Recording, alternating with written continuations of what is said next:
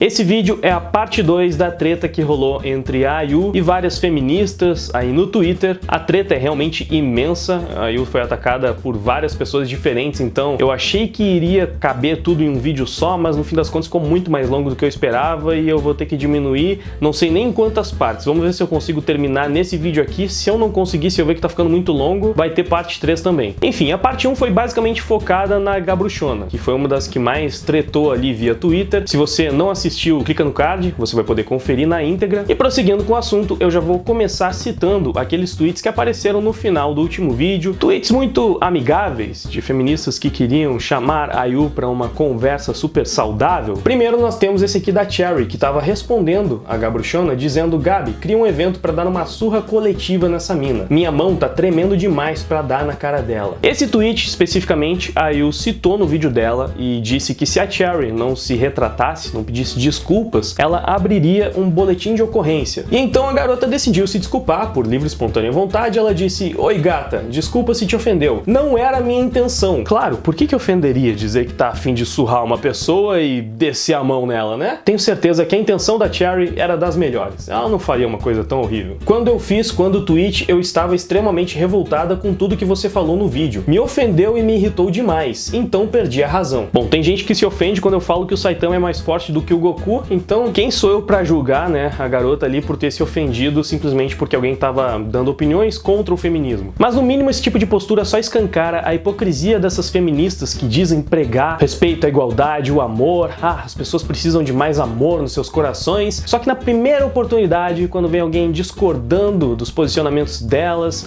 da ideologia que elas seguem, aí esse discurso vai pro espaço e dane-se, não importa se é homem, se é mulher, o que for, qualquer um merece ser xingado, execrado, linchado, virtualmente ou não. Isso porque é uma grande tendência do feminismo associar todo tipo de comportamento agressivo e perda de controle aos homens, né, ao machismo. Mulheres agredindo outras pessoas? Não, imagina, tem que ter alguma coisa errada nisso aí. Mas ela não foi a única. Tivemos também a Mari dizendo: eu não ia mais falar sobre a retardada, mas toda vez que um tweet dela aparece na minha timeline eu penso, se eu ver na rua eu meto o socão pra ver se volta a pensar igual ser humano. Olha Mari, se pensar igual um ser humano é pensar igual você, então eu realmente acredito que sou um vampiro mesmo. Isso nem foi a pior coisa que essa Mari disse. Também tivemos esses tweets aqui. Não sei por que essa Ayu tá chorando que xingaram ela. Tem que xingar mesmo, vai se fuder. E novamente, a Mari, pensando como um belíssimo exemplar de ser humano, disse: xingar é pouco, tem que descer a porrada até ela odiar homem. Eu tenho certeza que essa Mari seria exatamente o que as feministas dizem ser as feministas. Agora, tentem encontrar algum post da Mari defendendo o feminismo, apoiando a causa femista, se autoproclamando femista, enfim, já vamos falar mais sobre isso. Até porque a gente já tem uns pontos interessantes para comentar aqui. Em primeiro lugar, Mari, além de ser completamente errado o que você escreveu,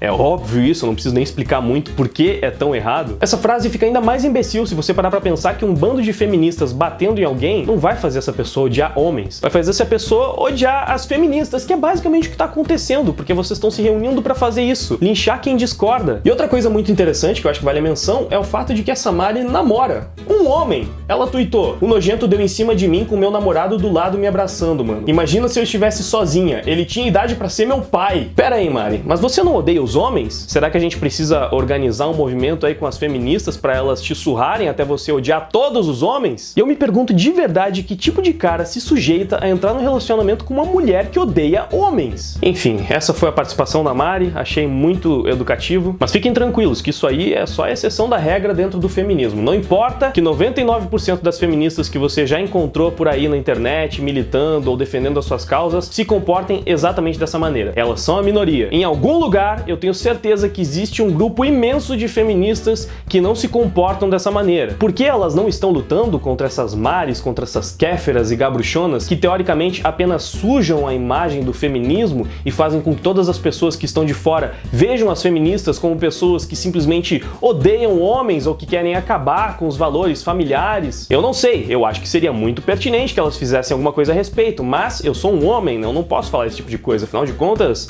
mansplaining. Eu sei que nos comentários desse vídeo vão aparecer algumas mulheres dizendo que são feministas e dizendo que essas pessoas que apareceram aqui no vídeo não representam de verdade o movimento, que elas são feministas, que o feminismo não é isso. E apesar de ser homem, como vocês lutam pela igualdade mesmo, vocês não são essas feministas que estão aparecendo aqui, eu gostaria de dar um conselho sincero. Vocês não precisam precisam do feminismo para lutar por direitos iguais, vocês não precisam se denominar feministas para lutar por isso. Hoje em dia, para quem não está dentro do feminismo, é quase um consenso de que o movimento não representa a luta pela igualdade e que é um movimento de militância política dentro da esquerda. Em 2018 foi realizada uma pesquisa nos Estados Unidos com mais de 2.000 mulheres entre 18 e 35 anos. 54% dessas mulheres disseram que não se identificam com o feminismo. Uma dessas mulheres, identificada como Leia, de 22 anos, disse que ela sente que o feminismo foi tomado por ativistas de esquerda e que por esse motivo é impossível para ela se identificar com o movimento,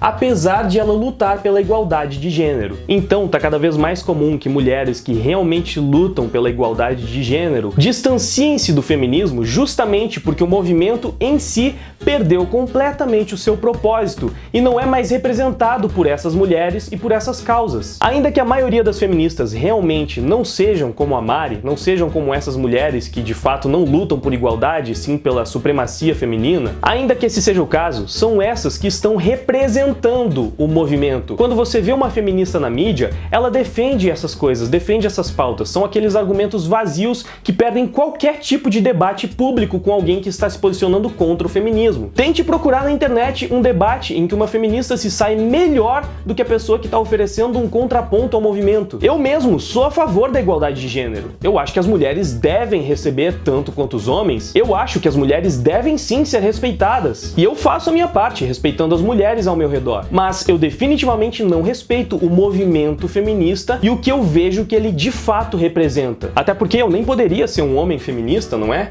De acordo com a Isadora, homem feminista é piada. O homem pode apoiar a causa feminista, mas ser, não. O protagonismo desse movimento é nosso. Se um dia a sociedade for matriarcal, a luta será deles. Homem apoiar a causa, igual empatia e lucidez. Homem dizer ser feminista, igual normalmente só quer impressionar mulher ou é desavisado. Novamente, muitos podem dizer que esse é mais um argumento feminista, mas eu já vi esse argumento sendo replicado à exaustão dentro de mulheres que se dizem feministas. Então temos aqui uma das próprias feministas dizendo que se um homem for feminista, ele tá fazendo isso porque ou é desavisado, né, ele não entende, não sabe o que ele tá fazendo, ou então, muito mais provável, imagino, é porque ele quer impressionar as mulheres. Ou seja, homem feminista é escravoceta, né, basicamente é o que ela tá falando. Então, de fato, não sou, nem nunca vou ser feminista, porque eu não preciso desse movimento cheio de contradições e argumentos completamente ridículos para defender o respeito pelas mulheres e a igualdade de gênero. De forma alguma eu iria querer me associar a esse movimento que, na minha opinião, é muito preconceituoso, é muito segregador, que faz de tudo para dividir homens e mulheres, e esse aqui é só mais um exemplo disso. A mulher fala e o homem abaixa a orelha, isso não é igualdade para mim. Um diálogo saudável e igualitário é onde os dois falam e os dois se escutam, sem que nenhum esteja em posição de superioridade. E já que falamos tanto de feminismo aqui, eu vou fazer algumas perguntas para aquelas feministas que continuam com essa narrativa de que todas as que se comportam como se fossem superiores aos homens são na verdade feministas e não feministas. Vamos tentar encontrar uma base para esse argumento? Então, eu te desafio a mostrar qualquer menção ao termo feminismo que não sejam em sites feministas, em discussões feministas ou em sites editáveis. Me mostre qualquer estudo sociológico ou análise política séria que inclua o termo feminismo como uma ideologia fundamentada. Quais são as raízes históricas do feminismo? Quando que o feminismo se tornou um movimento devidamente fundamentado, com características que irremediavelmente o separem da dialética marxista e de mais características do próprio feminismo? Quais são as obras literárias que endossam a ideologia femista? Quem são os intelectuais que propuseram e endossaram a ideologia femista? Quais são os movimentos sociais que o feminismo criou? Você já viu alguma massa de militantes pagos ou engajados gritarem em nome do feminismo? Em outras palavras, qual a prova que você tem de que o feminismo de fato existe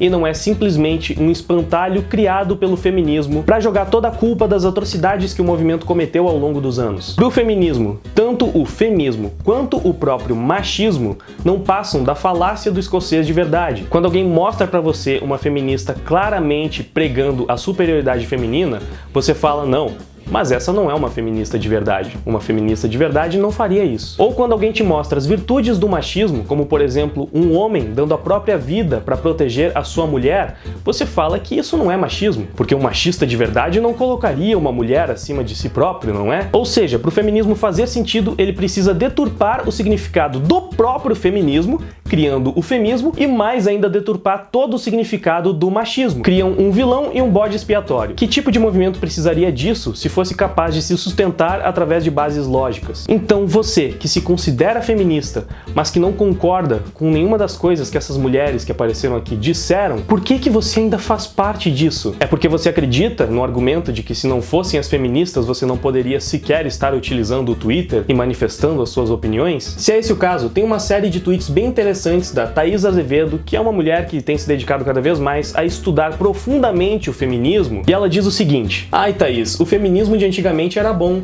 não era contra homens não, elas só lutavam por direitos iguais. Alguém que não sabe o que está falando. A primeira onda do feminismo veio com as sufragistas, elas queriam ter o direito ao voto, só não queriam o ônus desse direito, o serviço militar. Elas eram tão ou mais asquerosas do que as atuais. E um adendo aqui, existiram muitos homens entre as sufragistas que morreram lutando também pelos direitos dessas mulheres, e inclusive, antes disso, muitos homens eram contra o direito ao voto das mulheres, porque justamente o direito ao voto vinha com o serviço militar. E na verdade, eles eram contra o serviço militar das mulheres, e não especificamente contra o fato delas votarem. No fim das contas, as mulheres conseguiram mesmo o direito, sem precisar conseguir também os deveres, que é uma coisa que eu vejo bem frequente dessas militâncias, né? Lutando por direitos, mas não pelos deveres. Prosseguindo, a Thaís diz: mas existe um feminismo enraizado em todos os que não lutam contra isso dentro de si. O feminismo, que grande parte acredita ter sido bom bem lá no comecinho, nunca foi. As sufragistas eram maus caráteres. Elas sempre se viam com superioridade sobre os homens. Emmeline Pankhurst, ou seja lá como pronuncia, uma das sufragistas mais conhecidas do mundo, foi a responsável pelo movimento da pluma branca. Milhares de meninos, ainda crianças, foram mortos por incentivo dela. Já na parte dos Estados Unidos, o movimento sufragista era extremamente racista,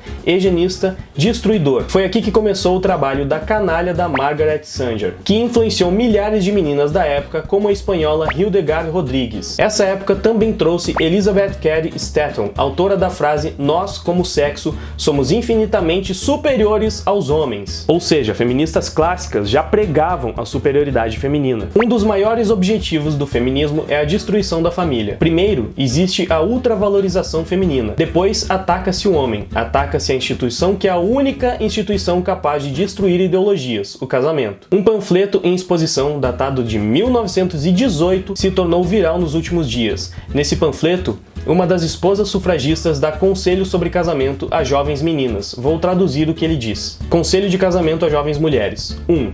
Não se case de maneira alguma. 2. Mas se você precisar, evite os homens bonitos, os paqueradores, os desonrados, os engravatados e os que gostam de futebol. 3. Procure um homem forte e domado, um bombeiro, um carvoeiro, um limpador de janelas e um limpador de jardins. 4. Não espere muito. A maioria dos homens são preguiçosos, egoístas, imprudentes, encostados, bêbados, desajeitados, dispersivos, duros, brutalmente fracos e precisam ser domados. 5. Todos os solteiros são assim, e muitos são piores. 6. Se você quiser vê-lo feliz, alimente o bruto. 7. O mesmo serve para os cachorros. 8. Você será mais sábia se não se arriscar. Não vale a pena. Assinado uma esposa sufragista. E a Thaís continua: feminismo sempre foi mau caráter, imoral, destruidor, oportunista, mentiroso, assassino e misândrico, desde a sua criação. Não adianta acreditar no feminismo de antigamente como sendo algo bom e nunca sequer ter estudado sobre o assunto. Curiosamente, as pessoas costumam mandar muita gente estudar sobre, né? E para concluir, ela fala: pessoas que afirmam isso são desonestas, canalhas ou ingênuas. Feministas sempre usaram suas frustrações pessoais como desculpa para acabar com a sociedade. Feminismo é e sempre foi um câncer.